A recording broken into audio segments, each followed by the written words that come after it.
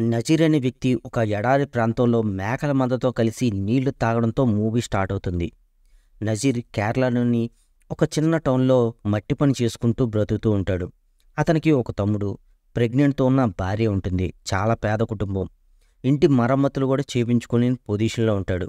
నజీర్ భార్యతో పుట్టబోయే బిడ్డ కోసం ఎన్నో కలలకంటూ ఉంటాడు. భార్యని నీకు ఏం కోరికలు ఉన్నాయని నజీర్ అడుగుతాడు. దానికి భార్య, మన ఇల్లు బాగా కారిపోతుంది, ఇంటిని బాగు చేయించుకొని పిల్లల్ని చదివించుకుంటే చాలని తన కోరికని చెప్తుంది. దానికి నజీర్కి చాలా డబ్బు కావాలి. తోటి ఫ్రెండ్స్ దుబాయ్కి వెళ్ళిపోతే అక్కడ వచ్చే డబ్బుతో ఇల్లు రెడీ అవుతుంది. తర్వాత ఫ్యామిలీతో హ్యాపీగా ఉండొచ్చని సలహా ఇస్తారు. ఆల్రెడీ ఆ ఊర్లో చాలామందిని దుబాయ్ దేశానికి పంపించిన సర్పంచ్ ఉంటాడు. ఆ సర్పంచ్ని వెళ్ళి మేము ఎలాగైనా సరే దుబాయ్కి వెళ్ళాలని అడుగుతాడు. అప్పుడు ఆ సర్పంచ్ 30,000 ఉంటే చూసుకొని నేను పంపిస్తానని చెప్పడంతో అప్పుడు నజీర్ ఇంటి కాగితాలు తాకట్టు పెట్టి మరీ నజీర్ ఆ సర్పంచ్కి డబ్బిస్తాడు. కట్ చేస్తే దుబాయ్కి నజీర్, హకీం ఇద్దరు వెళ్తారు. అక్కడ ఎయిర్పోర్ట్లో మాట్లాడడానికి వీళ్ళకి మలయాళం తప్ప వేరే భాష రాదు. చాలా ఇబ్బంది పడతారు. ఎయిర్పోర్ట్లో వీళ్ళను తీసుకువెళ్లాలని యజమాని కోసం ఎదురు చూస్తారు. కానీ వీరి కోసం ఎవరూ రారు, ఎవరూ కనపడరు. టైం గడుస్తూనే చూస్తూనే నైట్ అయిపోతుంది. అప్పుడే వీరి దగ్గరకు కఫీల్ వస్తాడు. కఫీల్ అంటే ఎవరని కన్ఫ్యూజ్ అవ్వకండి. కాంట్రాక్ట్ పద్ధతుల్లో వేరే దేశాల నుంచి వీళ్ళు మనుషుల్ని ఇక్కడ తెప్పించుకుంటూ ఉంటారు. వీరిని కఫీల్ అంటారు. ఆ కఫీల్ మీరు నేను ఎదురు చూసే వ్యక్తేనా అని వీళ్ళిద్దరి దగ్గరికి వచ్చి అడుగుతాడు. ఒకరి భాష ఒకరికి అర్థం కాదు. కఫీల్ పక్కకు వెళ్ళిపోతాడు. మళ్ళీ గంట తర్వాత ఆ కఫీల్ మీ పాస్పోర్ట్ ఏదని అడిగి చూస్తాడు. అప్పుడు అది చూడడంతో రండి అని చెప్పి తనతో పాటు వ్యాన్ ఎక్కించి తీసుకుని వెళ్ళబోతూ ఉంటాడు. అప్పుడు నజీర్, నేను ఇలాంటి బండిలో రాను, ఇదేదో మేకల బండిలాగా ఉంది, నేనేదో కంపెనీలో హెల్పర్గా వర్క్ చేయాలని ఇక్కడికి వచ్చాను, నాకు ఏసీ కారులో తీసుకువెళ్తానని మా సర్పంచ్ చెప్పాడు, నేను అలా అయితే వస్తానని నసుగుతూ ఉంటాడు. అప్పుడు కఫీల్ ఏం చెప్పినా వినిపించుకోకుండా రండి రండి అని బలవంతంగా ఎక్కించి ఇద్దరిని ఒక ఎడారి ప్రాంతానికి చివరగా తీసుకుని వెళ్ళిపోతాడు. అక్కడ గొర్రెల కాచే దగ్గర ఆపి ఇద్దరిని దిగమని అంటాడు. హకీంని ఓ గోట్ ఫార్మింగ్ వ్యక్తిగా అప్పచెప్పేస్తాడు. నజీర్ లేదు, ఇద్దరం కలిసి ఒకే దగ్గర పని చేసుకుంటామని ఎంత ముత్తుకున్నా వినిపించుకోకుండా నజీర్ని బెల్ట్స్తో కొడతాడు ఆ కపిల్. దాంతో హకీంకి భయంతో ఏడుస్తూ ఉంటాడు. అయినా సరే వినిపించుకోకుండా ఆ గో ఫార్మింగ్ వ్యక్తి హకీంని లాక్కుని పోతాడు. నజీర్ని వేరొక గోట్ ఫార్మ్కి అప్పచెప్పేస్తాడు ఆ కఫీల్. అక్కడి నుంచి వెళ్ళిపోతాడు. అక్కడే నజీర్లాగే పనికి వచ్చిన మరొక వ్యక్తి అక్కడే ఉంటాడు. మీరు ఎవరు, నేను ఇక్కడికి ఎందుకు వచ్చాను, ఈ ప్లేస్ ఏంటని నజీర్ ఆ వ్యక్తిని అడుగుతాడు. అతనికి హిందీ తెలుసు కానీ మలయాళం తెలియదు. ఎడారిలో ఎవ్వరూ ఉండరు. ఇంకా అక్కడే ఎడారిలో నైట్ అయిపోవడం వల్ల పడుకోవాలని అనుకుంటాడు. టెంట్లో ఉన్న ఓనర్ దగ్గరికి వెళ్ళి బ్యాగ్ మీద తలబెట్టుకుని పడుకుంటాడు. ఓనర్ వెంటనే కాసేపు అయిన తర్వాత లేచి బెల్ట్లతో కొట్టి, నువ్వు ఈ టెంట్లో పడుకోవడానికి వీల్లేదు, గోట్ల దగ్గరగా అంటే మేకల దగ్గరికి వెళ్ళి పడుకొని బయటికి నెట్టేస్తాడు. ఆ చలిలో అదే చీకట్లో ఎడారిలోనే పడుకుంటాడు. పొద్దున్నే లేస్తాడు. ఎటు చూసినా ఎడారే, కన్ను పొడుచుకొని చూసినా ఒక్క జీవం కనబడదు. ఏసీ ప్రొవైడ్ చేసే కంపెనీలో హెల్పర్ అంటే ఇక్కడ దాకా వచ్చాను, ఎడారిలో ఇరుక్కున్నాను, ఇప్పుడు నేనేం చెయ్యాలి అని నజీర్ కపిల్ దగ్గరికి వెళ్తాడు. సార్, మీరు నన్ను పొరపాటున ఇక్కడ తెచ్చి ఉంటారు, నేను మీరు అనుకునే వ్యక్తిని కాదండి, కావాలంటే మా ఓనర్, మా ఊరి సర్పంచ్ ఫోన్ నెంబర్ ఇదిగని చూపిస్తాడు. ఆ ఫోన్ నెంబర్ బుక్ తీసుకొని కఫీ అక్కడికక్కడే చింపేసి, నీ దిక్కున్నవాడి చెప్పుకో, ఇక్కడ మేమేది పెడితే అది తిని ఇక్కడే ఉండాలి అని అంటాడు. అప్పుడే నజీర్కి ఆ ఎండ ఉక్క వల్ల బాత్రూమ్ వస్తుంది. ఇక్కడ వేరే ఆప్షన్ లేదు, ఇసుకలోనే కూర్చుంటాడు. నీటితో శుభ్రం చేసుకోవలసి వస్తే ఆ నీటిని వాడినందుకు కపిల్ బాగా కొడతాడు.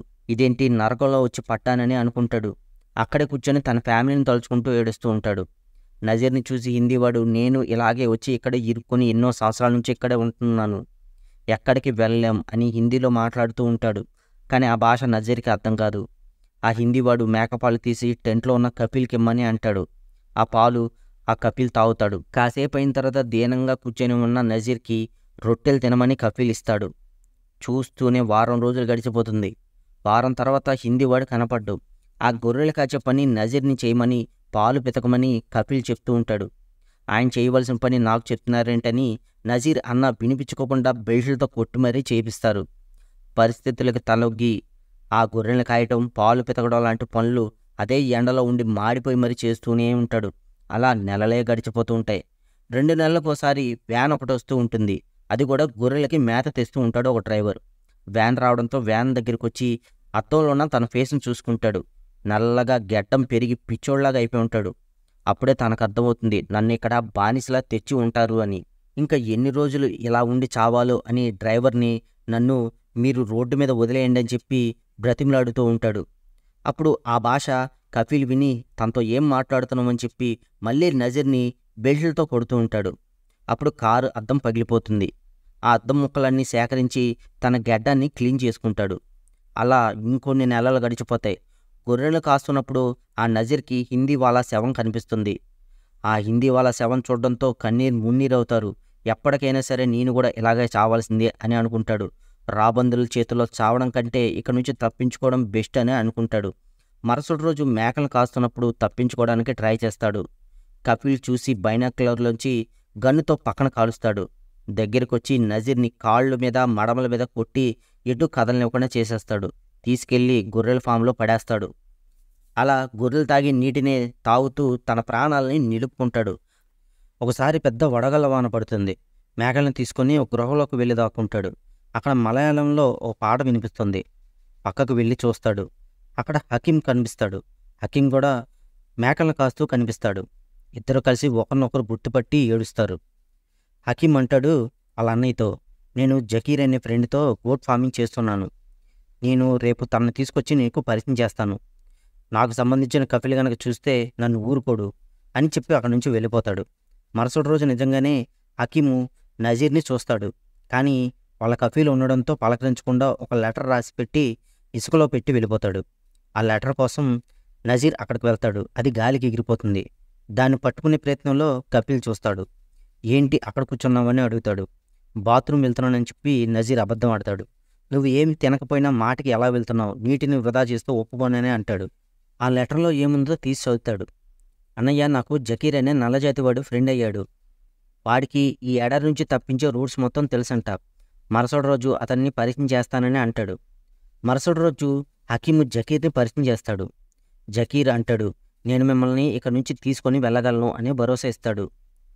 అప్పుడు నజీర్ మాత్రం భయపడుతూ ఉంటాడు. అప్పుడు హకీము ఇక్కడే ఉండే నరకంలో పడి చావడం కంటే బయటపడే ప్రయత్నంతో చేద్దామని అంటాడు. దానికి నజీర్ ఒప్పుకుంటాడు.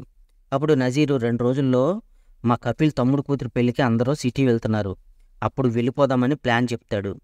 ఆ రోజు రానే వస్తుంది. కపిల్ నజీర్తో మేకల జాగ్రత్త, వాటర్ని వేస్ట్ చేయొద్దని తిట్టి మరీ అక్కడి నుంచి వెళ్తాడు.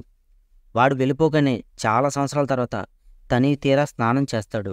ఒంటి మీద ఉన్న పకీర్ బట్టలు మొత్తం తీసేసి ఊరు నుంచి తెచ్చుకున్న బట్టల్ని ఒక పాడైపోయిన వ్యాన్లో దాచుకున్నాడు. అవి వేసుకొని ఇన్ని రోజులు తనకి తోడుగా ఉన్న గొర్రెలకి, నేను వెళ్ళిపోతున్నాను, మళ్ళీ ఎప్పటికీ ఈ దేశం అయితే తిరిగి రాను, రావాలని కూడా లేదు బాయ్ అని చెప్తాడు. పాపం వాటిని కూడా వదిలి వెళ్ళాక వెక్కి వెక్కి వెనక్కి తిరిగి తిరిగి చూసుకుంటూ వెళ్ళిపోతాడు. అలా రోజుల తరబడి ఎడారిలో ఎండకెండి చలికి వణికి వెళ్తూనే ఉంటారు. తాగడానికి నీళ్లుండవు. మధ్యలో పాములు వస్తూ ఉంటాయి. వాటి నుంచి కూడా తప్పించుకుంటారు. నజీర్కి చెప్పులు లేకపోవడంతో కాళ్ళు బొబ్బలు కట్టేస్తూ ఉంటాయి. అప్పుడు జకీర్ తన చొక్కాను చింపి మరీ కాళ్ళకు కట్టి నడిపిస్తాడు. అలా ఎంత వెళ్తున్నా రోడ్డు అనేది కనబడదు. జకీర్ దగ్గరికొచ్చామని నడిపిస్తూనే ఉంటాడు. రాత్రి అవుతుంది, పగలవుతుంది, రాత్రి అవుతుంది, పగలవుతుంది, కానీ దారి మాత్రం కనబడదు. ఎవరో ఎడారిలో కొంతమంది డిన్నర్ ఏర్పాటు చేసుకుంటారు. నజీర్, హకీము ఇద్దరికి దాహంతో అక్కడికి వెళ్ళి నీరు తాగుదామని చూస్తారు. కానీ జకీరు, మీరు వెళ్ళకండి, నేను తెస్తానని ఏదో విధంగా నీరు తెచ్చే ప్రయత్నం చేస్తాడు. అయితే జకీర్ని వాళ్ళు చూసేసి గన్ ఫైర్ చేస్తారు. అక్కడి నుంచి ప్రాణభయంతో పరిగెడుతూ ఉంటారు. వాళ్ళు వెంబడిస్తూ ఉంటారు. మొత్తానికి వాళ్ళ దగ్గర నుంచి అయితే తప్పించుకుంటారు. ఆ రోజు రాత్రి ఎడారిలోనే పడుకుంటారు. పొద్దునే లేచి చూస్తే వెళ్లాల్సిన రూటు దాటి వేరే రూటుకు వచ్చేశారు. ఎటు వెళ్లాలో ఇప్పుడు జకీర్కి కూడా తెలీదు. అయినా సరే ఏదో విధంగా ధైర్యం తెచ్చుకొని సూర్యుడు అస్తమిస్తున్న కాసి వెళ్తూ ఉంటారు. రోజులు తరబడి అలా వెళ్తూనే ఉంటారు. కానీ ఎక్కడా నీరు ఉండదు, దారి కనబడదు. హకీంకి కోపం వచ్చేస్తుంది. జకీర్ని గట్టిగా పట్టుకుని తిట్టి, నిన్ను నమ్మి అనవసరంగా వచ్చాను, అక్కడే ఉంటే కనీసం మంచినీళ్ళేనో దొరికాయని కోపడతాడు. ఎండకు తట్టుకోలేక ఇసుకను చూసి నీళ్లు అనుకుని తాగేస్తాడు. ఇంకా వెంటనే డీహైడ్రేషన్కి మెలుగులు తిరిగి చనిపోతాడు. అప్పుడే నజీర్ తమ్ముని చూసి బాధపడుతూ ఉంటుండగా పెద్ద వర్షం వస్తుంది. అది కూడా ఇసుక తుఫాన్ వస్తుంది. ఆ ఇసుక తుఫాన్ రావడంతో హకీము ఆ ఇసుకలో కూరుకుపోతాడు. నజీరు వదలలేక అక్కడి నుంచి ఏడుస్తూ వదిలి అక్కడి నుంచి వెళ్ళిపోతాడు. నజీర్, జకీర్ ఇద్దరు మాత్రమే అలా ఎడారిలో వెళ్తూనే ఉంటారు. నజీర్ నడవలేకపోతే జకీరే ఎత్తుకొని అక్కడి నుంచి తీసుకుని వెళ్తూ ఉంటాడు. ఇద్దరికి ఓపికైపోతుంది అనుకునే పాటికి అక్కడ ఒక బల్లి కనిపిస్తుంది. ఆ బల్లి ఉన్న చోట ఖచ్చితంగా దగ్గరలోనే నీరుంటుంది. 2 అడుగుల్లోనే నీరైతే దొరుకుతుంది. ఇంకా నజీర్ అది చూడగానే నీటిలో దూకేద్దామని అనుకుంటాడు. అలా చేస్తే చనిపోయే ప్రమాదం ఉంది డీహైడ్రేషన్కి. జకీర్ తన్ని ఆపి కొద్ది కొద్దిగా నీళ్లు తాగిపించి మొత్తానికి దాహం అయితే తీర్చుకుంటారు ఇద్దరు కలిసి. అప్పుడు జకీర్కి ఓ సీసా దొరికితే ఆ సీసా నిండా నీళ్లు అయితే పట్టుకొని దాస్తాడు. అక్కడి నుంచి మళ్ళీ ప్రయాణం మొదలు పెడతారు. రాత్రి అవుతుందని చెప్పి ఒక దగ్గర పడుకుంటారు. పొద్దున్నే లేస్తే జకీర్ కనబడ్డు. అక్కడ నీళ్లు మాత్రం పట్టేసి ఉంటాయి. ఆ నీళ్లు మాత్రం అక్కడే ఉంటాయి. జకీర్ని అటు ఇటు చూస్తూ ఉంటాడు నజీరు. కానీ జకీర్ కనబడ్డు. జకీర్ ఎక్కడికో వెళ్ళిపోయి ఉంటాడు అనుకుని నజీర్ మాత్రం ఓపిక తెచ్చుకొని ఆ నీటి సీసాను తీసుకుని అలా వెళ్తూ ఉంటాడు. మొత్తానికి వెళ్ళగా మొత్తానికి హైవే రోడ్ అయితే దొరుకుతుంది. ఇంకా హైవే మీద అటు వెళ్ళే బస్సులు ఇటు వెళ్ళే కార్లని ఆపుతూ ఉంటాడు. మొత్తానికి ఒక అరబ్ షేక్ మాత్రం లిఫ్ట్ ఇస్తాడు నజీర్కి. తీసుకొచ్చి డైరెక్ట్గా ఎయిర్పోర్ట్లో వదిలేసి అతను వెళ్ళిపోతాడు. అక్కడ నుంచి ఇండియా నుంచి వచ్చిన కొన్ని స్వచ్ఛంద సంస్థలు ఉంటాయి. ఆ స్వచ్ఛంద సంస్థలని రన్ చేస్తుంది హజార్ అనేవాడు.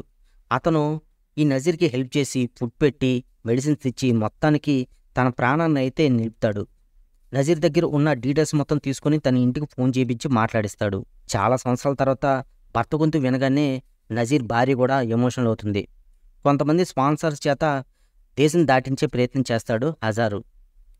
అందుకు నజీరు పోలీస్ స్టేషన్కి వెళ్ళి అవుట్ పాస్కి అప్లై చేస్తాడు. అక్కడ ఎడార్లో తనకు హెల్ప్ చేసిన జకీర్ ఫోటోని పోలీస్ స్టేషన్లో చూస్తాడు. అప్పుడే నజీర్కి అర్థమవుతుంది జకీర్ ఒక క్రిమినల్ అయి ఉంటాడు. తనతో పాటు ఉంటే నేను కూడా ఇబ్బంది పడతానని నన్ను అలా వదిలేసి వెళ్ళిపోయాడము అని అనుకుంటాడు. అర్థం చేసుకుంటాడు. అవుట్ పాస్కి అప్లై చేసుకున్న వారిని అక్కడున్న కఫీల్స్ వచ్చి చెక్ చేస్తూ ఉంటారు. కఫీలు నజీర్ని చూసి గుర్తుపట్టి దగ్గరికి వస్తాడు. అప్పుడు దగ్గరికొచ్చి నువ్వు వేరే వాళ్ళ వీసా మీద ఇక్కడికి వచ్చావు, అందుకనే నేను ఇక్కడ నుంచి తీసుకువెళ్ళిపోయానని అంటాడు. అది విని నజీర్ చాలా బాధపడతాడు. ఇలా ఇల్లీగల్గా వచ్చిన వారిని 3 నెలలు జైలు శిక్ష అయితే వేస్తారు. ఎడారిలో ఉన్న 3 సంవత్సరాల కంటే కూడా చాలా కఠినంగా అనుభవిస్తాడు. నరకం చూస్తాడు నజీరు. నజీర్ అక్కడి నుంచి ఫ్లైట్ ఎక్కుతూ మళ్ళీ జన్మంటూ ఉంటే ఇండియా వదిలి రాను అని తనకు తానే చెప్పుకొని తనలో తానే బాధపడుతూ మొత్తానికి అక్కడి నుంచి ఇండియాకి బయలుదేరి వస్తాడు. తన ఫ్యామిలీతో హ్యాపీగా ఉంటాడు. ఇంకా మూవీ అంతటితో ఎండ్ అవుతుంది. ఇలాంటి మోర్ ఇంట్రెస్టింగ్ వీడియోస్ కావాలి అని అనుకుంటే ఛానల్ని సబ్స్క్రైబ్ చేసుకోండి. Thanks for watching.